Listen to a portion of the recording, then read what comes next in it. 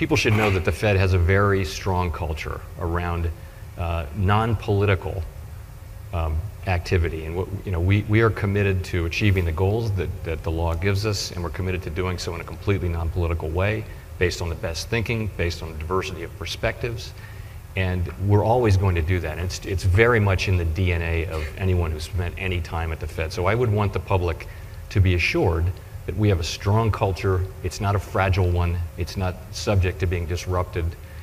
We will always do things that way, and I would again want people to have confidence in that. There's also been discussion of a face-to-face meeting between you and the president. If invited, would you accept that kind of invitation if it were made? So again, I have no news on that. Nothing's been scheduled. I would say that meetings between presidents and Fed chairs do happen, and they've happened. I think I can't think of any Fed chairs who didn't eventually meet with the president. But again, nothing has been scheduled, and I don't really have anything to report on that. If the president asked you to resign, would you do it? No. I think the markets are pricing in downside risks, is what I think they're doing. And I think they're obviously well ahead of the data, particularly if you look at this morning's labor market data and the other data that I cited. So markets are expressing concerns, again, about global growth in particular. I think that's becoming the main focus, and trade negotiations, which are related to that. And I'll just say that we're listening carefully to that. We're listening with, sensitively to the message that markets are sending.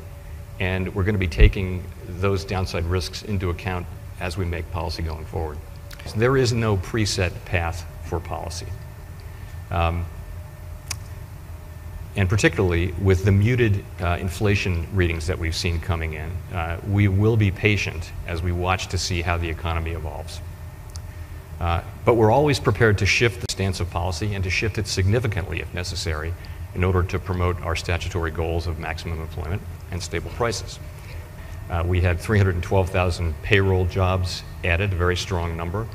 We have unemployment remaining below 4% for 9 months now, the longest period since the mid-1960s.